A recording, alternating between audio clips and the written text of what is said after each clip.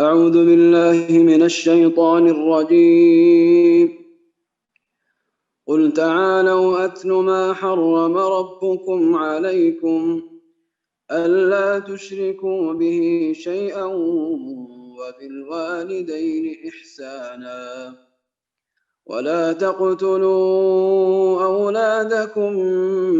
من إملاق نحن نرزقكم وإياهم ولا تقربوا الفواحش ما ظهر منها وما بطن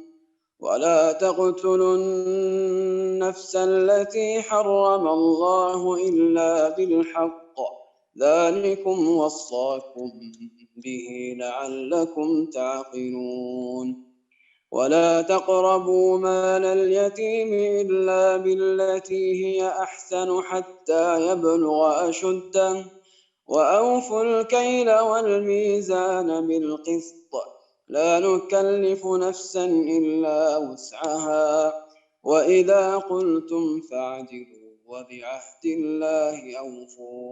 وإذا قلتم فاعدلوا ولو كان ذا قربى وبعهد الله أوفوا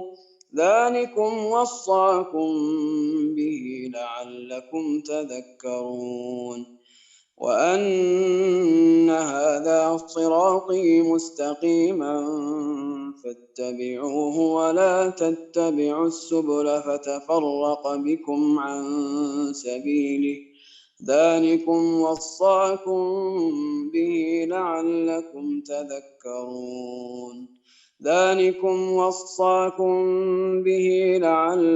تتقون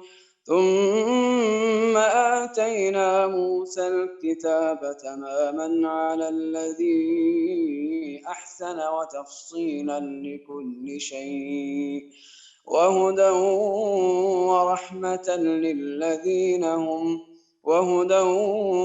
ورحمة لعلهم بلقاء ربهم يؤمنون وهذا كتاب أنزلناه مبارك فاتبعوه واتقوا لعلكم ترحمون أن تقولوا إنما أنزل الكتاب على طائفتين من قبلنا وإن كنا عن دراستهم لغافلين أو تقولوا لو أنا أنزل علينا الكتاب لكنا أهدى منهم فقد جاءكم بينة من ربكم وهدى ورحمة فمن أظلم ممن كذب بآيات الله وصدف عنها سنجزي الذين يصدفون عن آياتنا سوء العذاب بما كانوا يصدفون هل ينظرون إلا أن تأتيهم الملائكة أو يأتي ربك أو يأتي بعض آيات ربك يوم يأتي بعض آيات ربك لا ينفع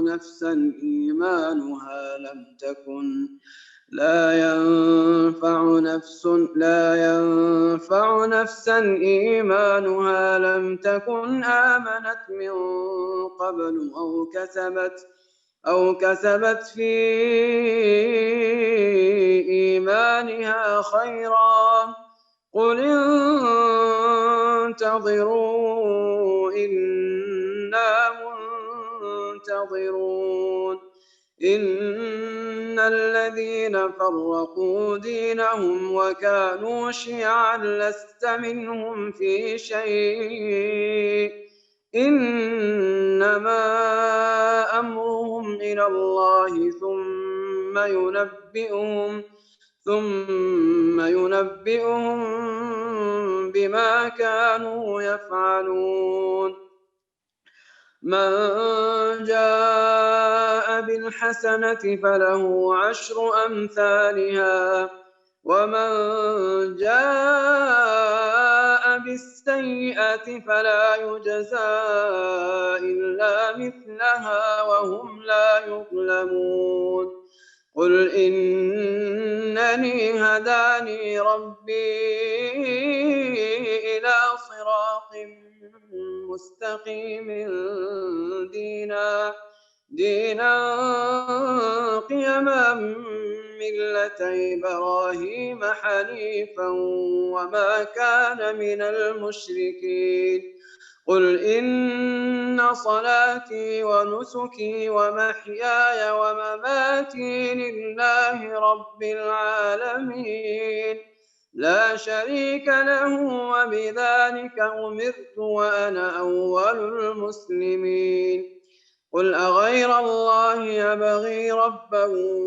وهو رب كل شيء ولا تكسب كل نفس إلا عليها ولا تزر وازرة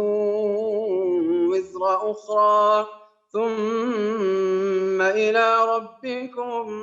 مرجعكم فينبئكم بما كنتم فيه تختلفون وهو الذي جعلكم خلائف الأرض ورفع بعضكم فوق بعض درجات ليبلوكم فيما آتاكم إن ربك سريع العقاب وإنه لغفور رحيم بسم اللہ الرحمن الرحیم۔ آپ کہیے کہ آؤ تم کو وہ چیزیں پڑھ کر سناؤں جن کو تمہارے رب نے تم پر حرام فرما دیا ہے، وہ یہ کہ اللہ کے ساتھ کسی کو شریک مت ٹھہراؤ اور ماں باپ کے ساتھ احسان کرو اور اپنی اولاد کو افلاس کے سبب قتل مت کرو، ہم تم کو اور ان کو رزق دیتے ہیں، اور بے حیائی کے جتنے طریقے ہیں ان کے پاس مت جاؤ، خواہ وہ اعلانیہ ہو خواہ پوشیدہ، اور جس کا خون کرنا اللہ تعالیٰ نے حرام کر دیا اس کو قتل مت کرو، ہاں مگر حق کے ساتھ، ان کا تم کو تاکیدی حکم دیا ہے تاکہ تم سمجھو، اور یتیم کے مال کے پاس نہ جاؤ مگر ایسے طریقے سے جو کہ مستحسن ہے، یہاں تک کہ وہ اپنے سن رشد تک پہنچ جائے، اور ناپ تول پوری کرو انصاف کے ساتھ، ہم کسی شخص کو اس کی طاقت سے زیادہ تکلیف نہیں دیتے، اور جب تم بات کرو تو انصاف کرو، گو وہ شخص قرابت دار ہی ہو، اور اللہ تعالیٰ سے جو عہد کیا اس کو پورا کرو، ان کا اللہ تعالیٰ نے حکم دیا ہے تاکہ تم یاد رکھو، اور یہ کہ دین میرا راستہ ہے جو مستقیم ہے، تو اس راہ پر چلو، دوسری راہوں پر مت چلو کہ وہ راہیں تم کو اللہ کی راہ سے جدا کر دیں گی، اس کا تم کو اللہ تعالیٰ نے تاکیدی حکم دیا ہے تاکہ تم پرہیزگاری اختیار کرو۔ پھر ہم نے موسیٰ علیہ السلام کو کتاب دی تھی جس سے اچھی طرح عمل کرنے والوں پر نعمت پوری ہو اور رحمت ہو، تاکہ وہ لوگ اپنے رب کو ملنے پر یقین لائیں، اور یہ ایک کتاب ہے جس کو ہم نے بھیجا بڑی خیر و برکت والی، تو اس کا اتباع کرو اور ڈرو تاکہ تم پر رحمت ہو۔ کہیں تم لوگ یوں نہ کہو کہ کتاب تو صرف ہم سے پہلے جو 2 فرقے تھے ان پر نازل ہوئی تھی، ہم ان کے پڑھنے پڑھانے سے محض بے خبر تھے، یا یوں نہ کہو کہ اگر ہم پر کوئی کتاب نازل ہوتی تو ہم اب سے بھی زیادہ راہ راست پر ہوتے،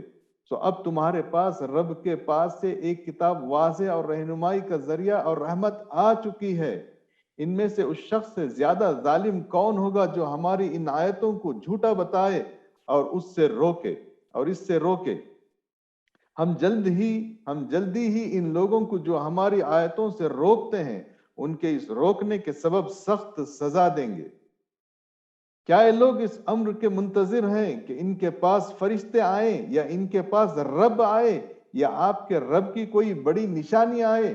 جس روز آپ کے رب کی کوئی بڑی نشانی آ پہنچے گی، کسی ایسے شخص کا ایمان اس کے کام نہیں آئے گا، اس کے کام نہیں آئے گا جو پہلے سے ایمان نہیں رکھتا یا اس نے اپنے ایمان میں کوئی نیک عمل نہ کیا ہو۔ آپ فرما دیجئے کہ تم منتظر رہو، ہم بھی منتظر ہیں۔ بے شک جن لوگوں نے اپنے دین کو جدا جدا کر دیا اور گروہ گروہ بن گئے، آپ کا ان سے کوئی تعلق نہیں، بس ان کا معاملہ اللہ تعالیٰ کے حوالے ہے، پھر ان کو ان کا کیا ہوا جتلا دیں گے۔ جو شخص نیک کام کرے گا اس کو اس کے 10 گنا ملیں گے، جو شخص برا کام کرے گا اس کو اس کے برابر ہی سزا ملے گی اور ان پر ظلم نہ ہوگا۔ آپ کہہ دیجئے کہ مجھ کو میرے رب نے ایک سیدھا راستہ بتایا ہے، وہ دین مستحکم ہے، جو